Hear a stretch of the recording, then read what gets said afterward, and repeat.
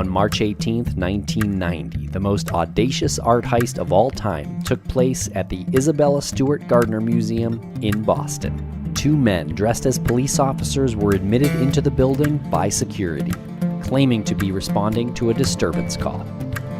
In 81 minutes, 13 pieces of art were stolen. Among the portraits, stripped from their frames, were works by Vermeer, Degas, and Rembrandt. Estimated at $500 million, the heist has been categorized as the largest and most frustrating of all time. Theories of their whereabouts and those who perpetrated the crime are abundant. In this podcast series, we will dig as deep as possible into the case, the theories, and the social and economic impact the greatest unsolved art heist of all time had on the community. This is Empty Frames.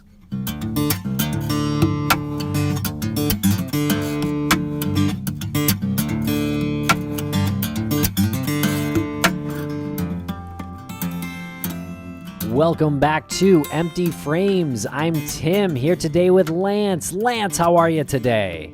I am so good because we're coming back to another wonderful episode of Empty Frames where we talk about the Isabella Stewart Gardner Museum heist, all of the characters who involved with that, and some theories and some possible suspects. And we got a good one here for you today, Mr. Dennis House. We really do, Lance. Dennis House spoke with Robert Gentile at his house in Connecticut. And this is a great conversation because Dennis House is a news anchor at an ABC affiliate in Connecticut, and you can check out his website at dennishouse.tv. And Lance, I feel like we just got along with Dennis House really, really well and had a great conversation. Well, he is an incredibly cool individual. Super professional, one of the most highly regarded journalists in, Connecticut, yes, but probably New England as well. He's got an incredible track record. And his interview with Mr. Gentile was so good because it spanned an entire spectrum of emotions that were surprising to me. I really thought that he might give the impression that he was this intimidating mob boss, when in reality, Dennis and him had this really great conversation, a really human conversation that even touched on a little on an emotional level. Yeah, it's a really cool conversation, and it was a great interview. Definitely check out the interview. There's a link in the show notes, or you can just Google Dennis House, Robert Gentile, and you will find it. And Lance, some sad news we've got to bring to our listeners. Actually, the very last episode that we did on Empty Frames that we released here was an interview with an art detective named Charlie Hill. And that interview was recorded in November of 2020. Charlie Hill actually passed away in February of 2021.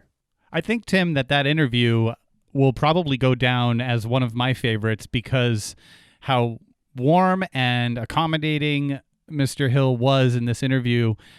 Surprising to me that he didn't have any element of intimidation or any sort of arrogance about him, not like he should, but this is a renowned art detective. This is somebody who was a Scotland Yard detective, someone who has been involved in numerous recoveries of art and was the subject of the $1 billion art hunt, which was the documentary by the BBC.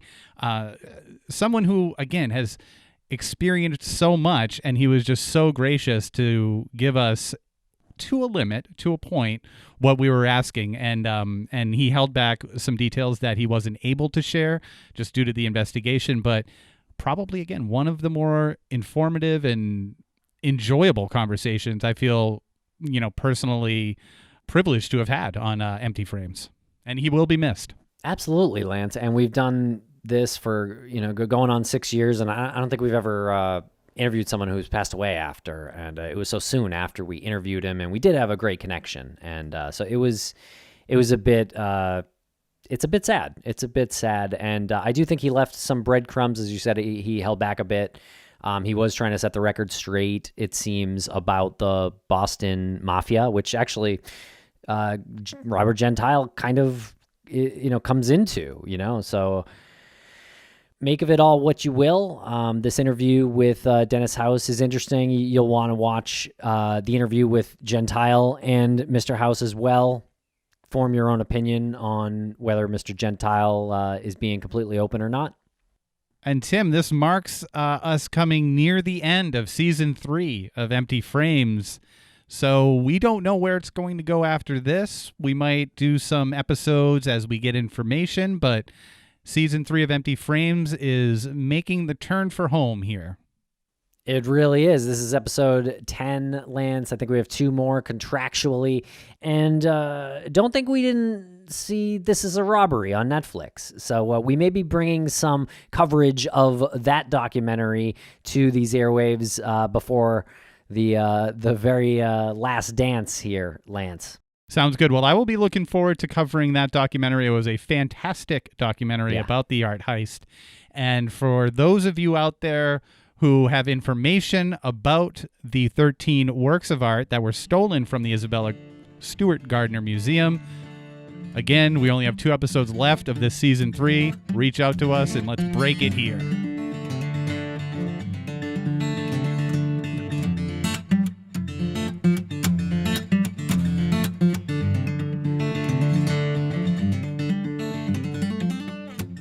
Welcome to the podcast. Dennis House, how are you today? Nice to see you, Lance and Tim. Great to be here. Really a pleasure to have you on. You're like a legit reporter. You're a legit journalist. That always makes me a little nervous, but I'll get over it. Fill the audience in on your background a little bit, where you come from and where you work, and then we'll get into some Gardner art. So I grew up in Norwood, Massachusetts.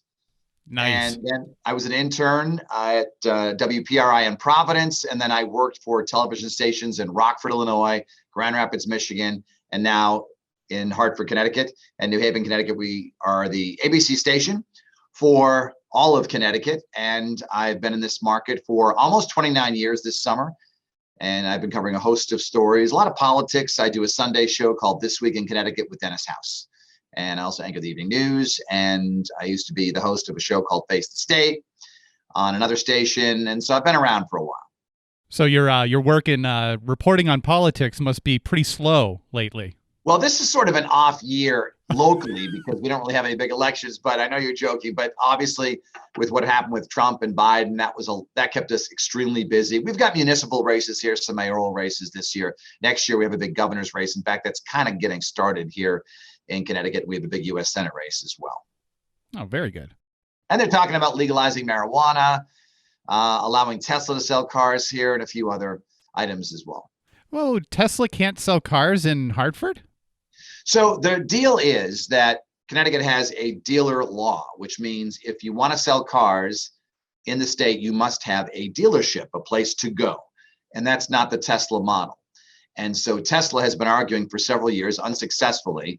This year, they feel like they might be able to get through to some lawmakers, but they want to just be able to sell like they sell to the rest of the country. I don't know if any other states have this dealership law, but I do think some do. And as you know, there's this dealership, I believe, in Framingham, Massachusetts, or Natick, Massachusetts, at the mall. So the state wants some sort of presence by Tesla here, and the other dealers are fighting it. And they're also saying, why are they getting special treatment if they get to sell online? Because Ford now has an all-electric car. General Motors has all-electric cars, and Toyota, and so BMW. So the argument is, we don't really need Tesla. That's the argument against them. And if they want to be part of the game, sure, open a shop. And what could possibly be the argument against medical marijuana? Well, this is recreational marijuana. Oh, okay. Medical marijuana has been legal in Connecticut for a couple of years. And so now there's talk as to whether we should join Massachusetts and some other states. There are 11 in the country right now that have legal marijuana. And that way you'd be able to, well, it's controversial in the sense that one of the proposed bills will not allow you to grow it at home. You'll have to buy it from a store or a dispensary. So they kind of want to control. There are some marijuana factories that grow it right now for medical purposes, and they would be expanded to sell to the general public. Well, maybe the next time we speak, when the Gardner art is recovered, you'll be able to spark up your joint in your Tesla and drive around in the state of Connecticut. Doing the news. They're living wild in Connecticut these days. It could be a very wild future. It's a very wild future for marijuana Connecticut. and Teslas. Right.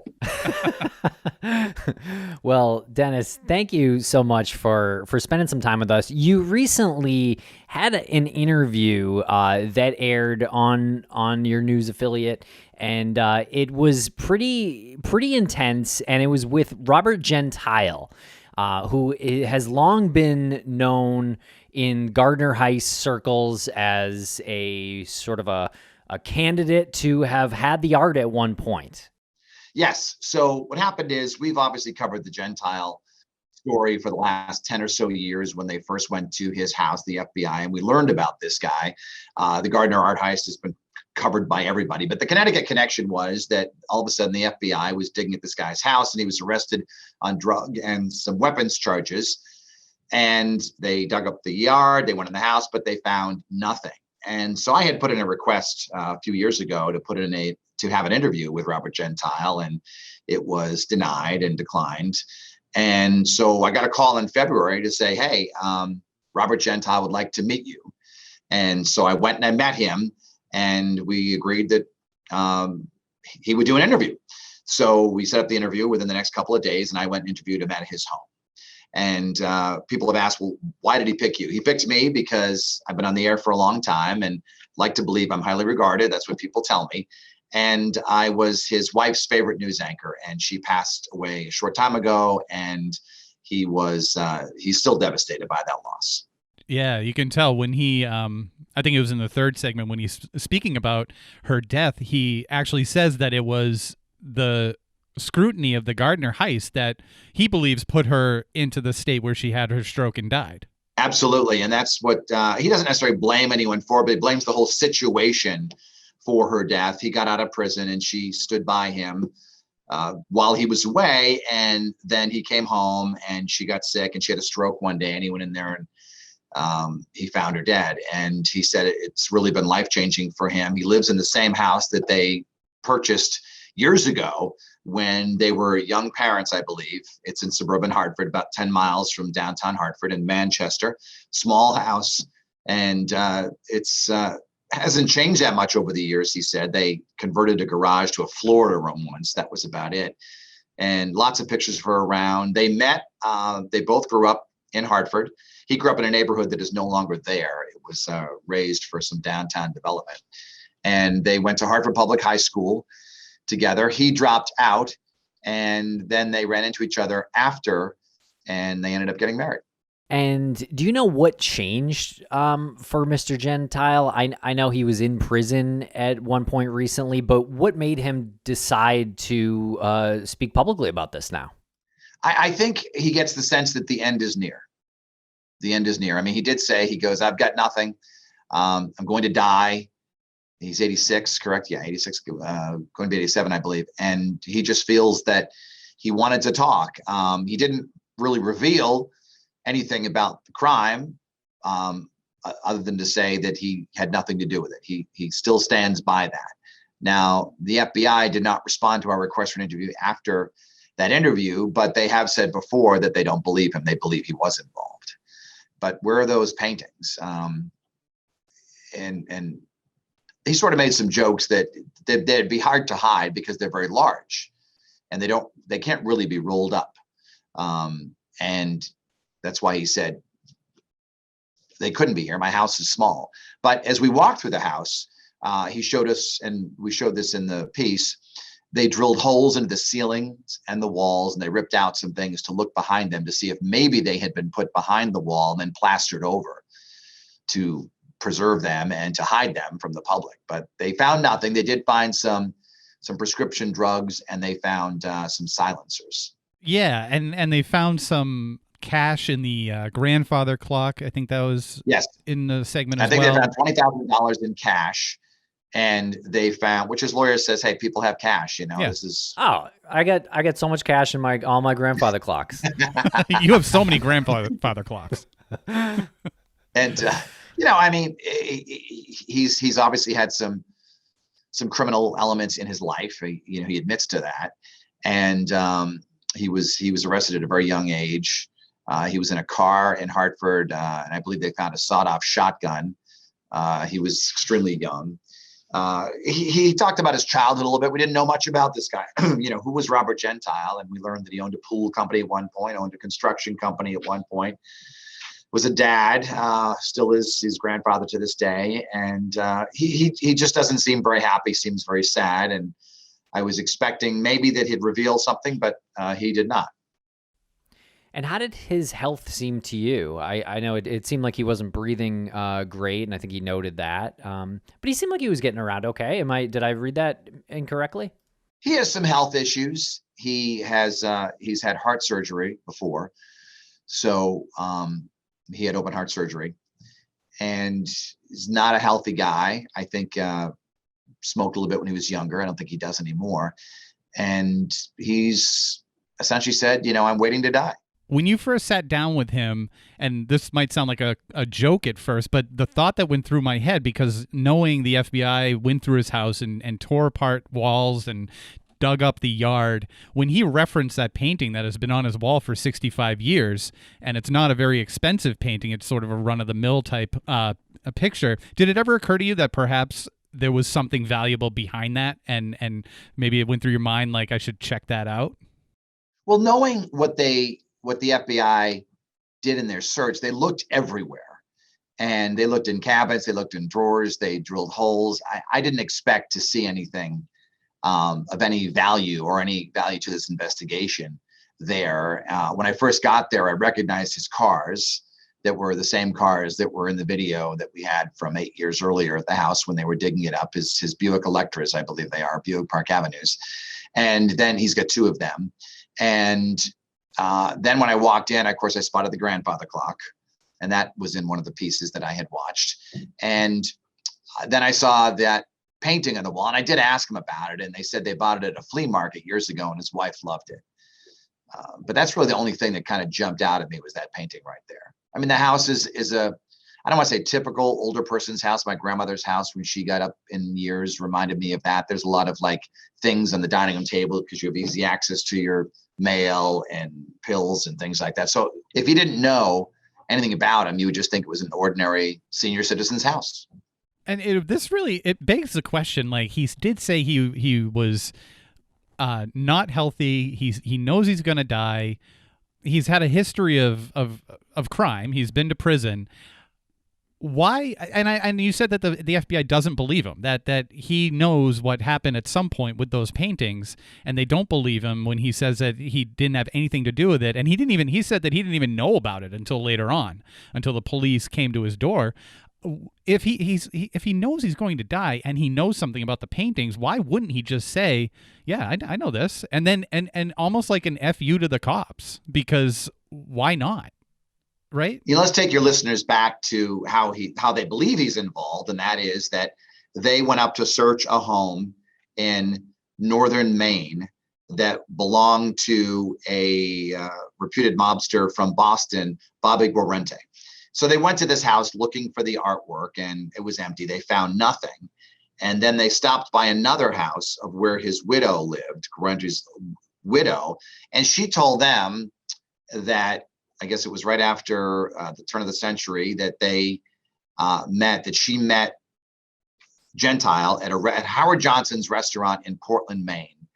And apparently she says her husband handed two of the paintings to Robert Gentile in the parking lot of this restaurant in Portland, Maine. So she tells the FBI this, and now they have this connection to Connecticut. And they believe that the paintings went from Boston to Maine, not all of the paintings. They're just saying, I believe they're just saying two of them. And then down to Manchester, Connecticut, where they believe that he had them. And then they went on to, I think, Philadelphia is where they suspect that they went. And the FBI had a big news conference, and they announced it, that they now had this trail of where they believe the paintings went. Where they are now, we don't know. Now, he says he's never seen them. Was he telling me the truth? Hard to say. It's, the viewers were kind of split. Some who watched the piece thought that he wasn't telling the truth. Others thought that he was. And that if he did know something, why not? And his attorney, Brian McGuigan, has said that Gentile was in a prison in South Carolina. as I recall. So he flew down to South Carolina because he received this call, the attorney did, that his client was going to die, was not doing very well. And so Ryan McGuigan went to there and said, do you have anything to tell me? Where are the paintings? And with tears in his eyes, Gentile said, I don't know where the paintings aren't here. I don't know where they are. So he told his attorney that. So that's all we know about Gentile's knowledge of the paintings. There's no real witness except for Guarenti's wife, who, and I asked Gentile about this, who called her bipolar and said she's got issues and said she was lying because she wanted money from the FBI. Who knows? Yeah, and I think the whole interview, did you feel like it put you in a little bit of a tough situation? Because obviously I do think some people think he was lying, and you obviously handled yourself very respectfully and professionally. Did you feel like that it puts you in a weird position when you're interviewing someone like that? Well, I asked him a couple of times, and it's just not my style to beat someone up. Like, are you sure you're not lying to me? It's just not something that I would say. But I asked him a couple of times, and he had the opportunity to fess up, and if there was something to confess to, and he either has nothing to confess or he chose not to confess. Yeah. And you asked him a question at the end that was, I don't know, it might have been a stressful question just in my head watching it happen, but you referenced the fact that he said, he acknowledged that he was going to pass away soon, and you asked him what it felt like to know that once he's gone, he's going to be regarded as a mafia man, like as a gangster. What was that a pre-planned question? Were you nervous? Well, I did write down some questions, but I have often found that interviews grow organically as they are conducted. People will say certain things, and that will trigger a question. And if you're a good listener, which I'd like to believe I am, you just have to ask the question. If you go with a set list of questions and they say something that kind of takes you down a different trail and you don't follow up on that, then you're not really paying attention. But so, I was planning on asking how he plans on being remembered.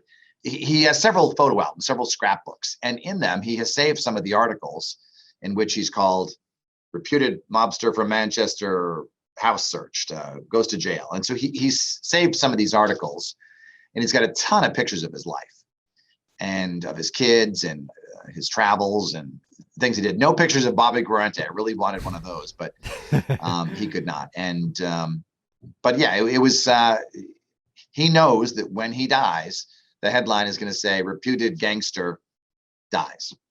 And he didn't really care. His response was, well, basically, what can I do? What can I do? That's not me. He also denies that he was even in the mafia. Yes. And that's just, that was one of the questions I asked him. Now, again, some law enforcement officials will disagree with what he had to say. What's his connection to the Philadelphia mob? Because that was what he was. He was part of the Philadelphia mob family, right? Yeah, I'm not really sure how that all works in terms of the mob world, but apparently there is some connection to the Philadelphia mafia and then the New York mafia into Hartford. And I think the Hartford mafia was smaller from what I understand.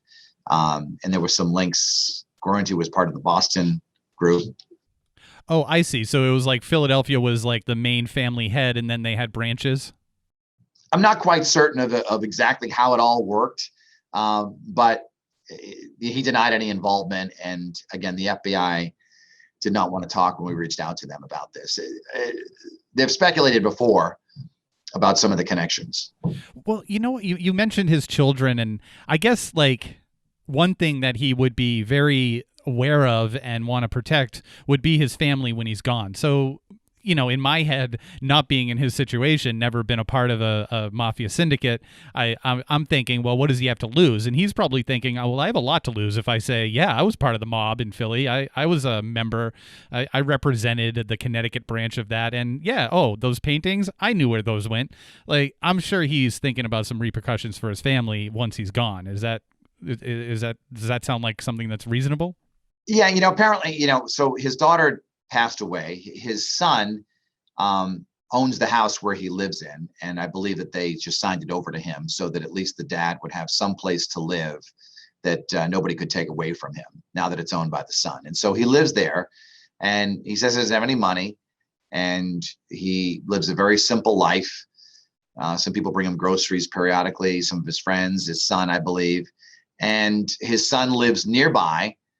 And obviously the name Gentile, when you hear about it, people know. And I know some, after I did the story, guys, I had a lot of, emails and some social media posts from people. Oh yeah, his son lives near me. Nice guy, that sort of thing. Yeah. And Lance, I can't believe you're asking these questions. He wasn't in the mob. There isn't even a mob. It's all Lance. Hypothetical. Alleged mob. Yeah, I mean, Mr. Gentiles, he does say, "Prove I'm lying" at one point, which is what all innocent people say. And then he said, "I never saw nothing," which is, of course, a famous double negative. But why did he have the piece of paper that had like street prices for these paintings? Yeah. So the two pieces of evidence, if you will, that were found when they raided his house, when they went through his house, was a piece of paper that listed the prices of what these paintings would sell for on the black market. And we did put it on TV here. It's a bad photo of this list that was seized by the FBI, but it's really all we have. And as you know, the value has grown. I believe when they were stolen, people said they were worth $250 million. Now they're worth about $750,000, from what I understand. And so I asked him, I said, why do you have this list? And he also had a newspaper that I think was the Boston Herald that detailed the article of the heist back in March of 1991. And I asked him why he had it. He said, his friend gave it to him. I collect a lot of stuff. And honestly, I probably don't have the patience to be an FBI agent, because he had a lot of stuff in his house. There was a lot of stuff. There were a lot of piles and things and papers and pictures and just stuff everywhere. And to go through everything takes a lot of patience. And I don't know how they do it, but that's what they do. So they found these two things, and they were in the basement. And that was at first glance, probably, I think the list was tucked in the newspaper, as I recall reading. And so that's probably how they found it. I think if they just found the list lying around, they'd be like, oh, what's that? Interesting. Yeah. And his response to that was so indifferent. Like, I don't know, someone just kind of, gave me this list and they wanted to know something about these paintings. And I never, and he says, I never looked at it. One of the things I think, and some people who've studied the case said, these paintings really can never be sold. There's no big money to be had from them, because someone's going to spill the beans as to where they are. And if he made any money off these paintings, I don't know where that money went to. And maybe it wasn't that much money. I speculating here, let's say that he did have them, he sold them. Certainly he didn't get anywhere near that value, because that money appears to be nowhere. Right. Because he's certainly not living that type of life. Why would you? And he also said to me, he goes, if I knew where they were, wouldn't I say so that I could get this reward? You have to believe him. I do feel like in totality, I think. Like, I don't think he knows where the paintings are, Yeah, I'm not sure he knows where the paintings are. But there are some who really believe that for a while he did. Yeah. Or at least some of them. I could believe that for a period of time. Yeah. Even some of the articles, some of the podcasts, some of the movies, and all the stuff, the documentaries I've watched and read about this. There's speculation that the paintings were split up and went different directions. That the likelihood of them all being together is not very high. Oh, so that's interesting, because I'm on the I'm on the side of the fence that I believe that they are all together, because if they were split up, that was just more of an opportunity for one of them to pop up here and one of them to pop up there. Them being all together in one spot, it makes a little more sense in my head, because none of them have ever been seen in a credible manner. Well, the FBI said that the woman in Maine said there were only 2 paintings that were handed over, and to hand over all, what were there, 13 items taken? Yeah. So,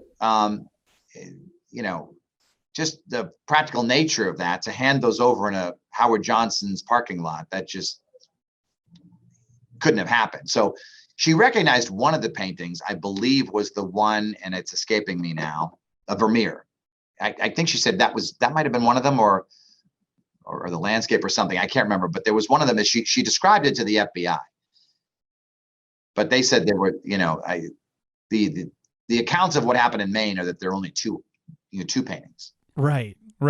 And if they were split up, I do feel like that's kind of a likely story that you'd get afterwards. You'd get rumors, you get one person saying one thing, and you'd get some person saying the complete opposite thing. So to me, that aspect of it could completely check out if they were split up. Yeah, they have been, it's interesting.